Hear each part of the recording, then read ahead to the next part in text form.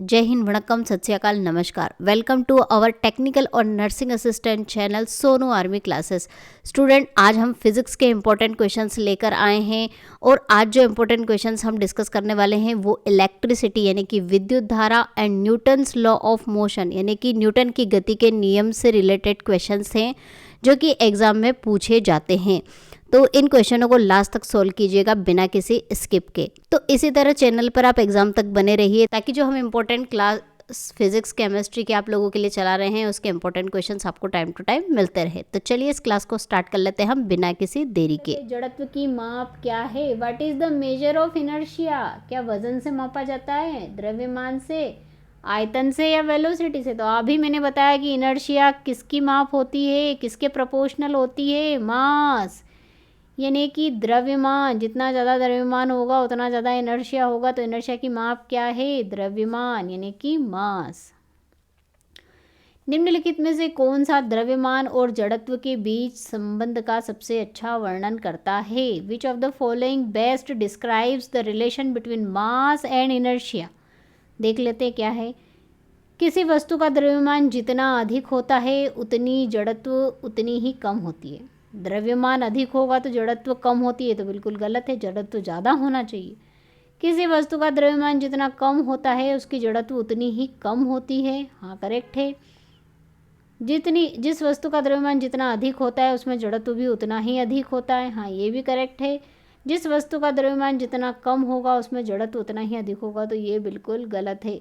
जड़त्व क्या किस पर निर्भर करता है? द्रव्यमान पर। जितना ज़्यादा द्रव्यमान होगा जड़त्व उतना ही ज़्यादा होगा और जितना कम द्रव्यमान होगा जड़त्व भी उतना ही कम होगा। तो हमारा जो डेफिनेशन उसके अकॉर्डिंग हमारा आंसर क्या होगा? ऑप्शन बी और सी। एक और ऑप्शन बना लीजिए ई, जिसमें B and C both are correct. दोनों क्या है? सही है। किसी वस्तु का द्रव्यमान जितना कम होगा वस्तु का जड़त्व भी कम होगा, कि जिस वस्तु का द्रव्यमान जितना अधिक होगा उसका जड़त्व भी उतना ही अधिक होगा। तो इसलिए दोनों पॉइंट क्या हैं? करेक्ट है, क्योंकि जड़त्व यानी इनर्शिया क्या है? मास के प्रोपोर्शनल होगा। ज़्यादा होगा तो ज़्यादा जड़त्व होगा, कम होगा तो कम जड़त्व होगा। निम्नलिखित में से कौन जड़त्व के नियम का उदाहरण है? विच of the following is an example of law of inertia? पहला देखते हैं, जब चालक एक्सेलेटर पर पैर रखता है तो कार आगे बढ़ती है। तो एक्सेलेटर पर पैर रखने से कार आगे बढ़ती है, इसमें जड़त्व का नियम कहाँ दिखाई दे रहा है? तो ये ऑप्शन नहीं है। गुरुत्वाकर्षण के कारण एक स्काई डाइवर जमीन की ओर गिरता है। गुरुत्वाकर्षण बल लग रहा है, इसके कारण स्काई डाइवर जमीन की ओर आ रहा है, तो इसमें भी जड़त्व का नियम नहीं दिखाई दे रहा है। बस के अचानक रुकने पर बस में खड़ा व्यक्ति आगे की ओर गिर जाता है। या फिर गुरुत्वाकर्षण बल के कारण एक गेंद पहाड़ी से लुढ़कती है। तो लुढ़कती है, इसमें गुरुत्वाकर्षण बल के कारण लुढ़क रही है, इसमें जड़त्व का नियम दिखाई भी नहीं दे रहा। तो इसका राइट आंसर होगा ऑप्शन सी, के से। बस में बैठा व्यक्ति बस के साथ साथ ही क्या रहता है? गतिमान अवस्था में रहता है। मतलब वो गतिमान अवस्था में तो गतिमान अवस्था में ही रहना चाहता है, लेकिन जैसे ही बस रुकती है तो व्यक्ति गतिमान अवस्था में नहीं आना चाहता, resist to change its motion. तो क्या होता है? बस तो रुक जाती है लेकिन व्यक्ति क्या होता है? जैसे गतिमान अवस्था में था, जैसे आगे की ओर गतिमान अवस्था में था तो आगे की ओर ही गतिमान अवस्था में रहेगा, लेकिन बस रुक जाएगी इसलिए वो क्या हो जाएगा? आगे की ओर धकेल दिया जाएगा, पुश हो जाएगा। तो क्या होगा? बस के अचानक रुकने से बस में खड़ा व्यक्ति आगे की ओर गिर जाता है। The person standing on a बस फॉल्स फॉरवर्ड व्हेन अ बस सडनली स्टॉप। ये होता है जड़त्व के नियम का उदाहरण। चलिए नेक्स्ट क्वेश्चन है, न्यूटन की गति के पहले नियम को जाना जाता है। Newton's first law of motion is also known as law of inertia. जड़त्व का नियम कैसे होता है मैं एक्सप्लेन कर चुकी हूँ। न्यूटन का प्रथम नियम किस राशि को परिभाषित करता है? न्यूटन्स फर्स्ट लॉ डिफाइंस विच क्वांटिटी? तो फ्रेंड्स न्यूटन की ध्यान रखिएगा, ये आईएमपी पॉइंट है, इसको नोट कर लीजिए। न्यूटन का जो प्रथम नियम है वो क्या देता है? फोर्स यानी बल की परिभाषा देता है। परिभाषा कौन सा नियम देता है? न्यूटन का पहला नियम। ये क्वेश्चन भी आ सकता है, क्वेश्चन घुमा घुमा के पूछेंगे। ऐसे घुमा घुमाने वाले सारे क्वेश्चन इंक्लूड नहीं किए, लेकिन ऐसे क्वेश्चन इंक्लूड कर लिए जिससे सारे क्वेश्चन कवर हो जाए। तो क्या देता है? बल। चलती हुई बस में जब अचानक ब्रेक लगाया जाता है तो उसमें बैठे हुए यात्री आगे की दिशा में गिरते हैं। इसको किसके द्वारा समझाया जा सकता है? अब ये आंसर तो आप बता ही सकते हैं, अचानक ब्रेक लगाने पर उसमें बैठे आगे की ओर मुड़ जाएंगे। अभी मैंने बताया न्यूटन की गति का पहला नियम, Newton's first law of motion. चलिए नेक्स्ट क्वेश्चन देख लेते हैं। और जब किसी पेड़ को जोर से हिलाया जाता है तो उसके फल नीचे गिरने का क्या कारण है? फल और पेड़ सभी स्थिर अवस्था में रहते हैं, लेकिन पेड़ को जैसे हिलाया जाता है तो फल तो स्थिर अवस्था में बना रहना चाहते हैं, तो क्या होते हैं, वो स्थिर अवस्था में बना रहना चाहते हैं, तो पेड़ हिलता है तो फल क्या होते हैं, टूट जाते हैं, गिरकर नीचे आ जाते हैं। तो ये क्या है, न्यूटन की गति का पहला नियम। न्यूटन की गति के प्रथम नियम के अनुसार किसी वस्तु की गति को बदलने के लिए क्या आवश्यक है? According to the Newton's first law of motion what is required to change the motion of an object? क्या ज़रूरत होती है किसी वस्तु की गति को बदलने के लिए? मतलब अगर स्थिर अवस्था में है तो उस पर बाह्य बल लगाना पड़ेगा, बल तो लगाना पड़ेगा। अगर मोशन में है, गतिमान अवस्था में, तो भी बाह्य बल लगा के उसको रोकना तो पड़ेगा। तो गति को बदलने के लिए क्या ज़रूरी है? बल तो ज़रूरी, लेकिन यहाँ पर कौन सा बल लगाएं? संतुलित लगाएं, असंतुलित लगाएं, वस्तु के भार के बराबर लगाएं, वस्तु के द्रव्यमान के बराबर लगाएं। तो फ्रेंड्स, जो बल होगा उसकी गति को बदलने के लिए वो अनबैलेंस फोर्स, असंतुलित बल लगाना होगा, क्योंकि संतुलित बल में वस्तु की जो स्थिति है उसमें कोई परिवर्तन नहीं आता है। निम्नलिखित में से कौन सा बल का उदाहरण है? विच of the following is an example of a force? क्या स्पीड एक बल है? नहीं। क्या वेग एक, वेलोसिटी एक फोर्स है? No. Acceleration is not a force. Force क्या है? गुरुत्वाकर्षण, ग्रेविटेशनल फोर्स होता है, ये एक फोर्स का एग्जाम्पल है। न्यूटन की गति के दूसरे नियम के अनुसार बल, द्रव्यमान और त्वरण के बीच में क्या संबंध है? F is equal to ma होता है फॉर्मूला। इससे हम देख लेते हैं कौन सा ऑप्शन करेक्ट है। बल जो है द्रव्यमान के समानुपाती होता है। हाँ, ये आमने सामने मतलब समानुपाती होता है। त्वरण की व्युत्क्रमानुपाती, ये तो बिल्कुल गलत है, इन्वर्सली प्रोपोर्शनल नहीं, ये प्रोपोर्शनल होता है, तो ये तो ऑप्शन गलत हो गया। दूसरा ऑप्शन देखते हैं। बल जो है त्वरण के समानुपाती होता है। हाँ, F is proportional to A। और द्रव्यमान की व्युत्क्रमानुपाती नहीं, तो ये ऑप्शन भी बिल्कुल गलत। द्रव्यमान के भी व्युत्क्रमानुपाती नहीं, समानुपाती होता है। द्रव्यमान त्वरण के समानुपाती होता है? नो, क्योंकि F is equal to M से हमें क्या मिलता है, F डिवाइड बाई A और M। तो क्या द्रव्यमान जो है वो त्वरण के समानुपाती आ रहा? नहीं, इन्वर्सली प्रोपोर्शनल आ रहा, तो ये भी गलत हो गया। त्वरण यानी कि एक्सेलरेशन बल के समानुपाती आ रहा है? हाँ, आ रहा है, F is proportional to A हो रहा है। और द्रव्यमान के व्युत्क्रमानुपाती आ रहा है, ये बिल्कुल करेक्ट ऑप्शन है। इसका राइट आंसर होगा ऑप्शन डी। तो ये जो इक्वेशन है, इस इक्वेशन को ध्यान रख लीजिए। अब इसमें क्वेश्चन कुछ भी आपसे घुमा के पूछ सकते हैं कि कौन किसके समानुपाती।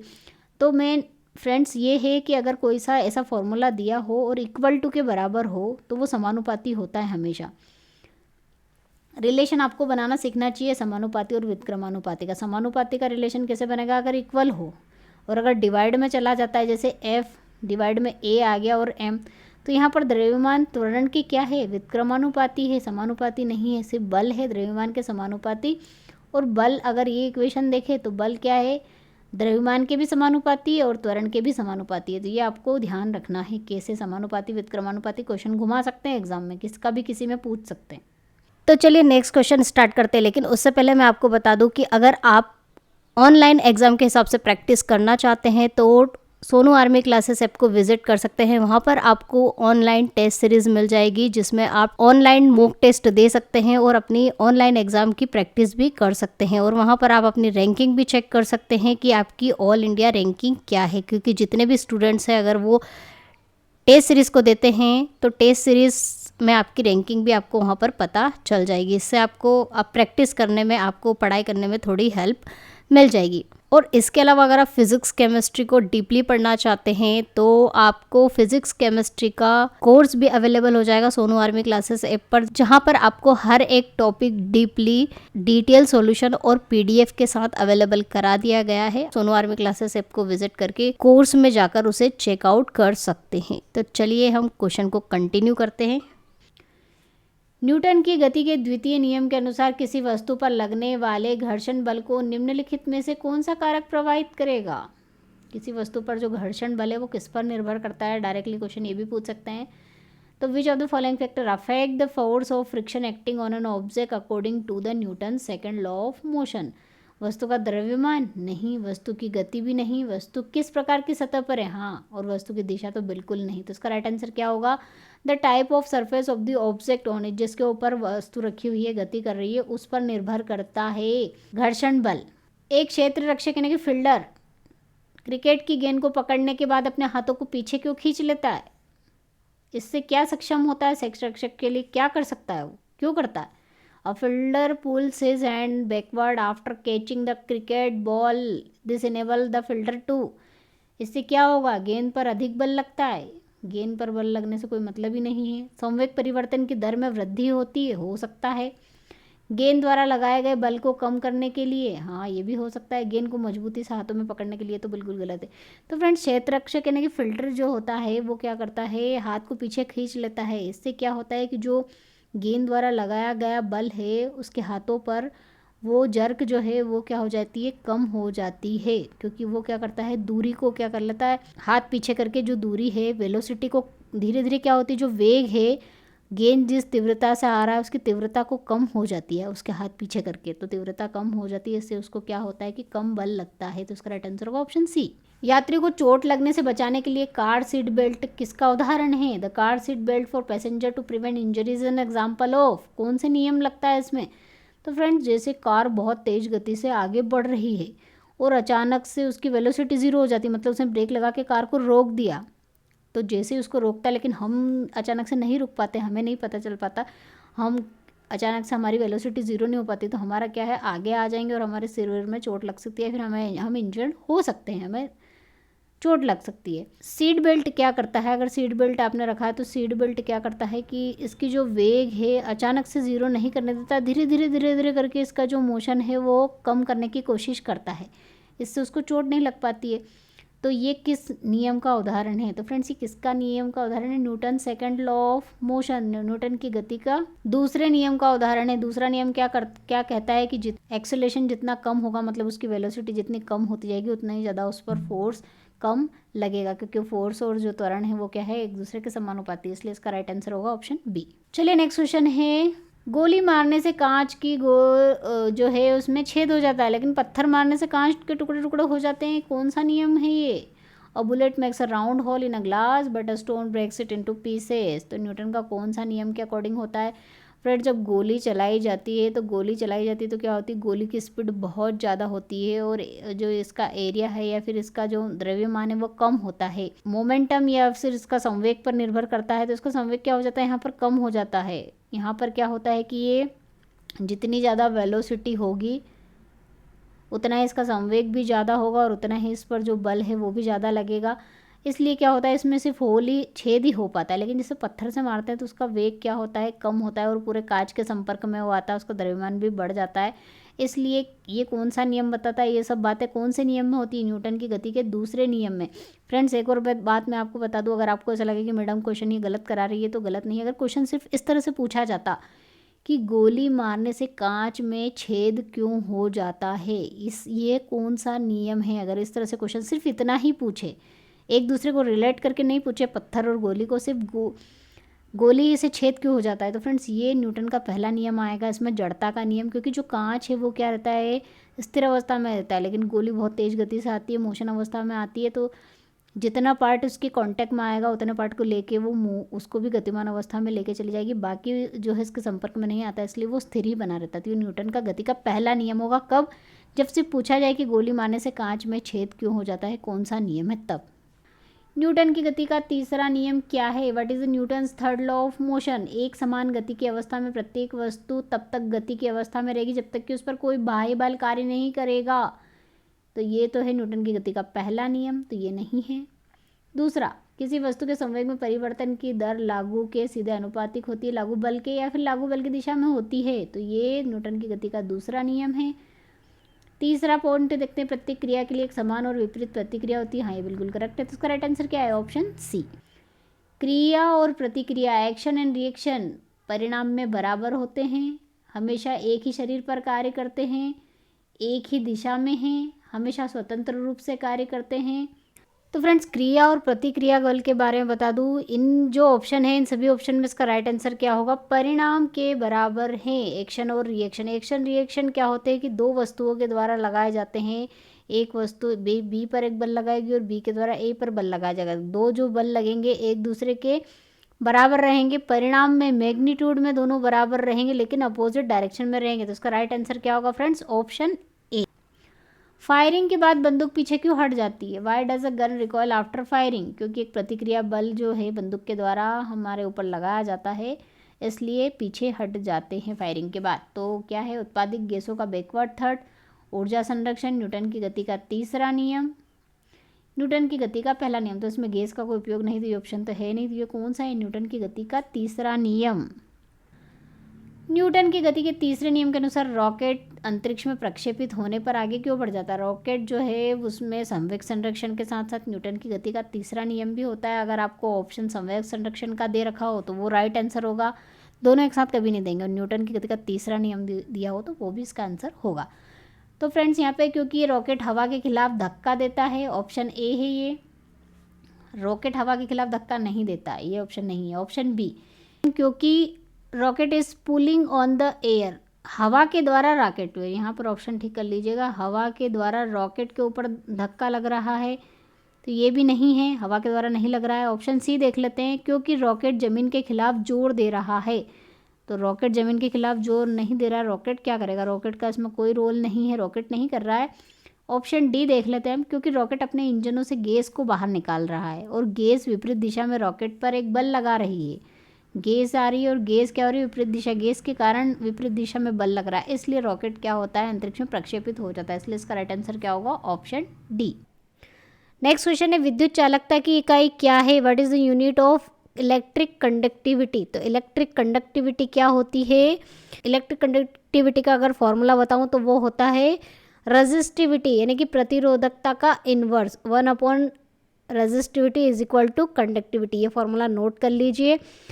इसकी यूनिट पूछे तो इसकी यूनिट अगर हमें निकालना है तो उसके लिए हमें इसकी यूनिट पुटअप करनी होगी, तो इसकी यूनिट हम कैसे निकाल सकते हैं, R is equal to rho L divide by A। तो यहाँ से इसकी यूनिट क्या निकलेगी, ohm meter square divide by meter, length की यहाँ पर मीटर पुटअप करी, एरिया की मीटर स्क्वायर, मीटर से मीटर की कैंसिल, तो ओम मीटर, 1 और ओम मीटर करोगे तो किसकी यूनिट आ जाएगी, 1 ओम मीटर, यानी कि ओम इनवर्स मीटर इनवर्स, ये किसकी यूनिट आई, चालकता की। और एक बार और आपको यहाँ पर बता दूं कि ओम इनवर्स को क्या बोलते हैं, मोह, तो मोह मीटर इनवर्स इसका राइट आंसर होगा। चलिए नेक्स्ट क्वेश्चन है, प्रत्येक कार्य के समय में प्रवाहित होने वाले आवेश की मात्रा को क्या कहते हैं, electric charge flowing in unit time, flowing in each time of work is known as, तो Q divide by T, Q divide by T क्या होता है, करंट, और करंट तो इसकी डेफिनेशन, किसकी डेफिनेशन है ये, धारा की, यानी कि करंट की। विद्युत धारा को मापा जाता है, electric current is measured by, तो इलेक्ट्रिसिटी को किसके द्वारा मापन किया जाता है, अमीटर के द्वारा, जो कि हम अभी थ्योरी में देख चुके हैं। विभवांतर का मापन यानी कि वोल्टेज पोटेंशियल डिफरेंस का मेजरमेंट किसके द्वारा किया जाता है, बाय वोल्ट मीटर के द्वारा। विद्युत का सर्वोत्तम चालक निम्नलिखित में से कौन सा है, विच of the following is the best conductor of electricity, तो सबसे अच्छा कंडक्टर कौन सा है इलेक्ट्रिसिटी का, चांदी है। ये बिल्कुल IMP क्वेश्चन है, आ सकता है, ध्यान रखिएगा। चलिए, परिपथ में अमीटर का संयोजन किया जाता है, ammeter is connected in the circuit, तो अमीटर को हमेशा किस में कनेक्ट किया जाता है, हम श्रेणी क्रम में, सीरीज में, ताकि उसमें से करंट फ्लो हो सके और करंट की हमें एक्चुअल वैल्यू बता सके। अगर इसे समांतर में जोड़ दिया जाएगा तो इसमें से करंट फ्लो होगा नहीं और अमीटर की वैल्यू भी हमें यहाँ पर करंट की वैल्यू हमें पता नहीं चल पाएगी। चलिए नेक्स्ट क्वेश्चन है, वोल्टमीटर का संयोजन, voltmeter connected in the circuit, तो सर्किट में वोल्टमीटर को हमेशा पैरेलल में जोड़ा जाता है, क्यों, क्योंकि वो दो सिरों के बीच में विभवांतर को शो करता है। इसका राइट आंसर होगा इन पैरेलल।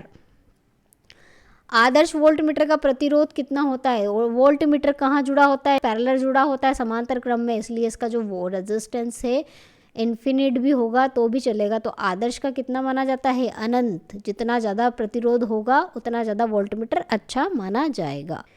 आदर्श एमीटर का प्रतिरोध कितना होता है? The resistance of an ideal ammeter, ammeter series में जुड़ा होता है, अब सीरीज में जुड़ा होगा, रेजिस्टेंस हाई होगा, ज़्यादा होगा, तो उसमें से करंट फ्लो ही नहीं हो पाएगा, इसलिए इसको सीरीज में जोड़ा जाता है। तो इस तरह से आप ध्यान रख सकते हैं। तो इसका रेजिस्टेंस क्या होना चाहिए? शून्य होना चाहिए, बहुत कम होना चाहिए। विद्युत आवेश का एसआई मात्रक कितना होता है? क्या होता है? कूलाम। विद्युत विभव का एसआई मात्रक, the SI unit of electric potential क्या होती है? वोल्ट। नेक्स्ट क्वेश्चन है, दिष्ट धारा की आवृत्ति होती है the frequency of direct current, direct current इस तरह से शो करते हैं तो इसकी फ्रीक्वेंसी क्या होती है? 0 होती है, क्योंकि ये इसमें कोई चेंज नहीं आता, समय के साथ करंट में एक जैसा ही फ्लो होता है, तो इसकी जो फ्रीक्वेंसी है वो फिक्स होती है, जो कितनी होती है? 0 हर्ट्ज। चलिए, ट्यूबलाइट में कौन सी गैस होती है? ट्यूबलाइट में कौन सी गैस भरी जाती है? क्वेश्चन पूछा जाता है एग्जाम में, which gas is used in tubelight? IMP question है। आर्गन भरी जाती है, और आर्गन के साथ क्या भरा जाता है? मरकरी की वाष्प, मरकरी वेपर विथ आर्गन। प्रत्यावर्ती विद्युत धारा को दिष्ट विद्युत धारा में परिवर्तित किसके द्वारा किया जाता है? Alternating current is converted, AC DC में कन्वर्ट करना है, तो एसी को डीसी में किसके द्वारा कन्वर्ट किया जाता है? रेक्टिफायर के द्वारा। कूलाम के नियम के अनुसार सूत्र आपको बताना है। कूलाम का नियम हम पढ़ चुके हैं, के Q1 Q2 divide by R square. तो राइट आंसर क्या होगा? Option A. किसी विद्युत परिपथ में एकांक आवेश को दो बिंदुओं के बीच में ले जाने में किया गया कार्य क्या कहलाता है? The work done in moving a unit charge between 2 point, क्या कहते हैं उसे? दो बिंदुओं के बीच में, एक बिंदु से दूसरे बिंदु तक ले जाने में जो किया गया कार्य होता है वो किसकी डेफिनेशन है? पोटेंशियल डिफरेंस यानी कि विभवांतर की। फेराड किसकी इकाई है? Ferrite is the unit of, किसकी इकाई है ये?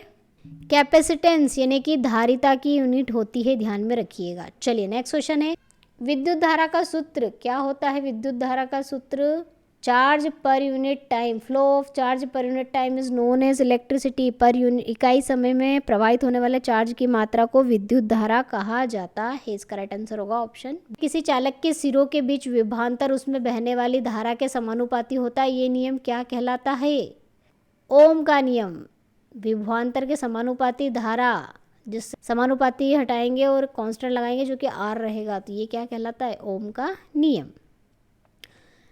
घरेलू विद्युत तारों का संयोजन किसमें किया जाता है? Domestic electric wiring is combined, जो डोमेस्टिक सर्किट है उसका जो संयोजन है वो किसमें किया जाता है? पैरेलल में किया जाता है, समांतर क्रम में किया जाता है। और क्यों किया जाता है? क्योंकि अगर एक भी इंस्ट्रूमेंट खराब हो जाए, एक स्विच भी खराब हो जाए, तो दूसरे जो इंस्ट्रूमेंट या अप्लायंसेस लगे हुए हैं उन पर कोई इफेक्ट नहीं होता है, इसलिए इन्हें समांतर क्रम में जोड़ा जाता है। चलिए नेक्स्ट क्वेश्चन है, प्रतिरोध का मात्रक क्या होता है? ओम।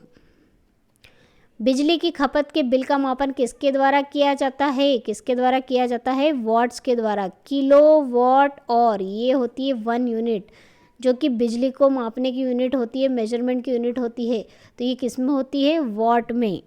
चलिए नेक्स्ट क्वेश्चन है, 1 किलोवाट घंटा, 1 किलोवाट, और इसका मान जूल में कितना होता है? तो अभी हम डिस्कस कर चुके हैं, कितना होता है? 3.6 × 10⁶ जूल होता है। चलिए नेक्स्ट है, विशिष्ट प्रतिरोध का एसआई मात्रक क्या होता है? The SI unit of specific resistance. विशिष्ट प्रतिरोध क्या होता है? R is equal to rho L divide by A. इसे रेजिस्टिविटी यानी कि प्रतिरोधकता भी कहा जाता है और स्पेसिफिक रेजिस्टेंस भी कहा जाता है। तो स्पेसिफिक रेजिस्टेंस का हम यूनिट निकालेंगे तो क्या निकलेगा? ओम। एरिया का मीटर स्क्वायर, और एल डिवाइड में चला जाएगा तो मीटर, तो क्या निकली इसकी यूनिट? Ohm metre. तो राइट आंसर क्या होगा? Option B. चलिए नेक्स्ट क्वेश्चन है, यदि आर प्रतिरोध का तार बनाया जाता है तो इसकी लंबाई को आधा कर दिया जाता है और नया तार बनाया जाता है, तो नए तार का प्रतिरोध कितना होगा?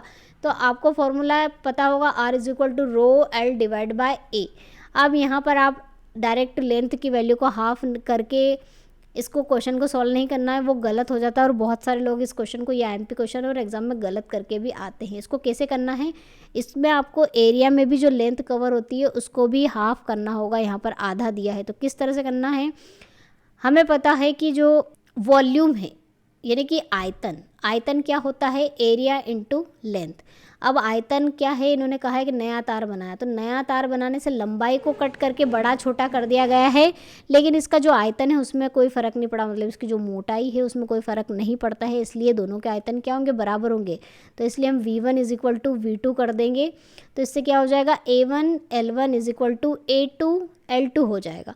यहाँ से हम A1 डिवाइड बाई A2 की वैल्यू निकाल लेंगे। किस तरह से, L2 डिवाइड बाई यहाँ पर L1 हो जाएगा, L1 इसके नीचे चला जाएगा, तो यहाँ से जो L2 L1 की वैल्यू निकलेगी, L2 क्या होगा, L1 का हाफ दिया है, इन्होंने कहा आधा करना है, तो ये हम आधा कर देते हैं। तो यहाँ से ये L1 से L1 कैंसिल हो जाएगा और A1 डिवाइड बाई A2 की वैल्यू कितनी निकलेगी, 1 डिवाइड बाई 2। अब हमें रेजिस्टेंस जो है, रेजिस्टेंस हमारा क्या होता है, रो L1 डिवाइड बाई A1, और नया जो प्रतिरोध इनने पूछा है उसको हम मान लेते हैं रो L2 डिवाइड बाई A2। अब यहाँ से रो कैंसिल हो गई, तो R divide by R dash की वैल्यू क्या निकलेगी, L1 डिवाइड बाई A1, और यहाँ L2 की वैल्यू कितनी है, L1 का हाफ है, और एरिया क्या निकला है, A2 की वैल्यू हम A1 के फॉर्म में अगर निकालेंगे यहाँ से तो कितनी निकलेगी, ट्वाइस ऑफ A1। L1 से L1 कैंसिल हो जाएगा, A1 से A1 कैंसिल हो जाएगा, और यहाँ पर क्या वैल्यू मिलेगी हमें, R डैश की जो वैल्यू मिलेगी वो क्या मिलेगी, R डिवाइड बाई 4। तो आपको हाफ नहीं करना है, कभी कभी ये भी आंसर आ सकता है, तो ये नहीं करना है, R डिवाइड बाई 4 करना है। तो इसका राइट आंसर होगा ऑप्शन ए। चलिए नेक्स्ट क्वेश्चन है, फ्यूज़ में प्रयुक्त होने वाले तार की विशेषताएं क्या होती है। तो फ्यूज़ तार की विशेषताएं हम पढ़ चुके हैं, कैरेक्टरिस्टिक्स ऑफ अ फ्यूज़, जो कि क्या होती है, उच्च प्रतिरोध शक्ति, यानी कि उसका जो प्रतिरोध है वो उच्च होना चाहिए, और इसका गलनांक क्या होना चाहिए, निम्न, लो मेल्टिंग पॉइंट, ताकि वो जल्दी पिघल जाए, और उसका रेजिस्टेंस हाई होना चाहिए। तो राइट आंसर क्या होगा, ऑप्शन सी। ये भी IMP क्वेश्चन है, ये भी बहुत बार एग्जाम में पूछा गया है। चलिए नेक्स्ट क्वेश्चन है, अर्धचालक को गर्म करने पर उसका प्रतिरोध में क्या परिवर्तन आता है। The resistance of a semiconductor when heated.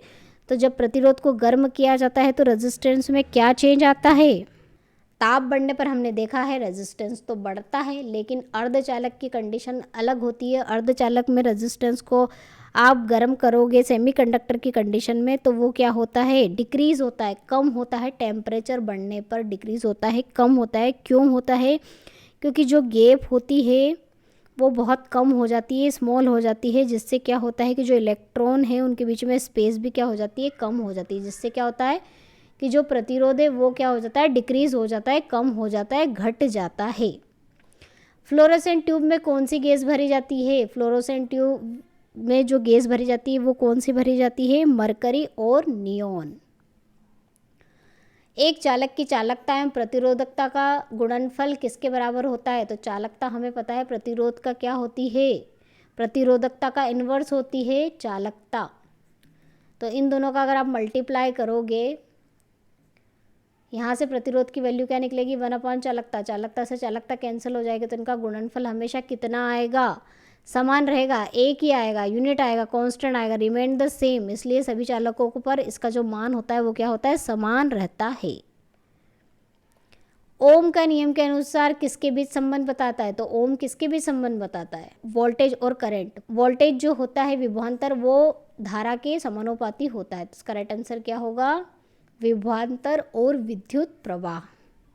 प्रतिरोधकता की इकाई क्या होती है, what is the unit of resistivity. हम अभी रेजिस्टिविटी की जो डेफिनेशन है, अगर हम रेजिस्टेंस का फॉर्मूला देखें तो रो L डिवाइड बाय A होता है, और यहाँ पर रेजिस्टेंस क्या होता है, V is equal to IR। तो यहाँ से R की वैल्यू अगर हम निकालेंगे तो V डिवाइड बाय I निकलेगी। तो यहाँ पर I की वैल्यू V डिवाइड बाय अगर हम I लिखते हैं तो रेजिस्टिविटी की जो वैल्यू आएगी यहाँ से क्या निकलेगी, V डिवाइड बाय I, और ये A डिवाइड बाय L। तो ये तो वोल्ट हो जाएगा, ये एम्पियर हो जाएगा, और यहाँ से मीटर स्क्वायर, और यहाँ पर मीटर, तो मीटर से मीटर कैंसिल, तो volt meter divide by ampere. तो इसका राइट आंसर क्या होगा इस फॉर्म में, volt meter divide by ampere.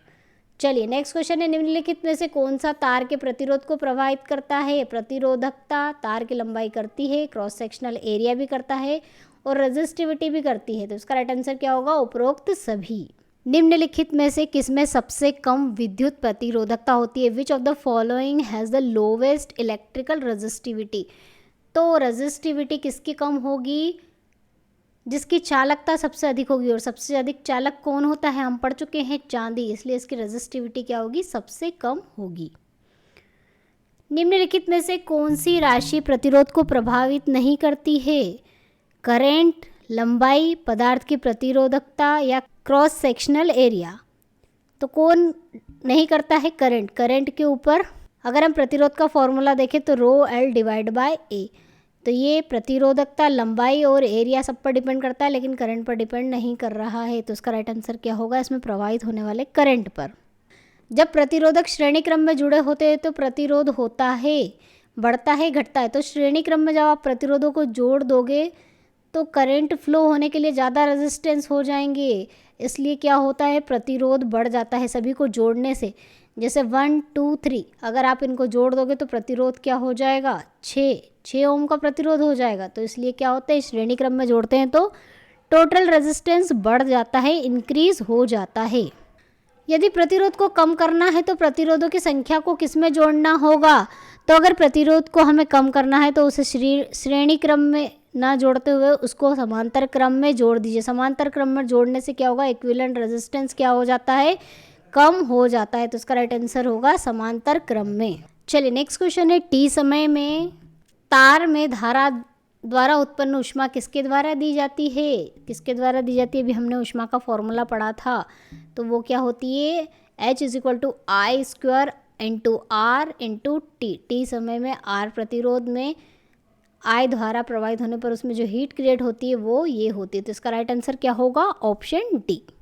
चलिए नेक्स्ट क्वेश्चन है, विद्युत परिपथ में फ्यूज किस रूप में जुड़ा होता है, तो फ्यूज तार को हमेशा कहाँ जोड़ा जाता है, श्रेणी क्रम में ही जोड़ा जाता है, और श्रेणी क्रम यानी कि सीरीज कॉम्बिनेशन में जोड़ा जाता है। और सीरीज कॉम्बिनेशन में कैसे जोड़ा जाता है उसको, लाइव वायर के साथ। लाइव वायर हम डिस्कस कर चुके हैं, जिसमें क्या होता है, करंट फ्लो होता है 220 वोल्ट का, उसके साथ इसको सीरीज में जोड़ा जाता है। फ्यूज तार बना होता है, the wire of fuse is made up of, किसका बना होता है, ये भी हमने फ्यूज तार डिस्कस किया था तब पढ़ा था, टीन और शीशे के मिश्र धातु, टीन और मिश्र के, alloy of tin and lead. इसका राइट आंसर होगा ऑप्शन सी। बिजली के हीटर में प्रयुक्त सामग्री है, the material used in electric heater, कौन से तार से बनाए जाते हैं इलेक्ट्रिक हीटर, नाइक्रोम के। निम्नलिखित में से कौन सा सूत्र विद्युत शक्ति का नहीं है, I² × R ये होता है, दूसरा V × I ये भी होता है, और V² डिवाइड बाय R। तो ये तीनों फॉर्मूले तो होते हैं लेकिन ये नहीं होता, राइट आंसर होगा ऑप्शन बी। निम्नलिखित में से कौन सा किलोवाट और की इकाई का प्रतिनिधित्व करता है, तो किलोवाट और बहुत आईएमपी है ये फॉर्मूला, और ये जो किलोवाट और है इसके ऊपर न्यूमेरिकल भी एग्जाम में पूछा जाता है। तो ये किसकी यूनिट है, क्या है ये, तो ये क्या है, एनर्जी की यूनिट है, इलेक्ट्रिकल एनर्जी की। 100 वोल्ट बिजली का बल्ब 10 घंटे प्रतिदिन उपयोग किया जाता है, तो 30 दिन में कितनी यूनिट बनेगी, ऊर्जा खपत होगी कितनी यूनिट की, तो ये किलोवाट और वाले फॉर्मूले से निकलती है यूनिट, जिसमें आपको यहाँ पर वाट की वैल्यू कितनी दे के रखी है, 100 वाट, और कितने घंटे, 10 घंटे प्रतिदिन, एक दिन में 10 घंटे, तो 30 दिन के लिए पूछिए, इसलिए 30 का मल्टीप्लाई करेंगे, ये घंटे हो गए हमारे, ये वाट हो गया, कितने वाट का बल्ब है। अब ये किलो में कन्वर्ट करना है इसको, तो किलो में कन्वर्ट करने के लिए आपको क्या करना होगा, वाट को किलो वाट में कन्वर्ट करना होगा, तो 1000 से डिवाइड करना होगा, क्योंकि 1 किलोवाट में कितने वाट होते हैं, 1000 वाट, इसलिए 1000 से डिवाइड कर देंगे तो ये किलोवाट में कन्वर्ट हो जाएगा। ये 0 से 0 कैंसिल, ये 0 से 0 कैंसिल, ये 0 से ये 0 कैंसिल, तो कितनी यूनिट आई, 30 यूनिट। तो इसका राइट आंसर क्या होगा, ऑप्शन सी। इस तरह के क्वेश्चन एग्जाम में आ सकते हैं, ध्यान रखिएगा। तो स्टूडेंट ये थे फिजिक्स के इलेक्ट्रिसिटी और न्यूटन्स लॉ ऑफ मोशन के इंपॉर्टेंट क्वेश्चन जो कि एग्जाम में आने के चांसेस हैं। आई होप वीडियो आपको पसंद आया तो लाइक करना ना भूलें, और अभी भी अगर आप चैनल पर नए हो तो सब्सक्राइब कर सकते हो, नोटिफिकेशन बेल को प्रेस कर सकते हैं ताकि लेटेस्ट अपडेट आपको एग्जाम तक टाइम टू टाइम मिलते रहे। तो मिलते हैं नेक्स्ट क्लास में, तब तक के लिए जय हिंद, जय भारत, वंदे मातरम, और all the best for your exam.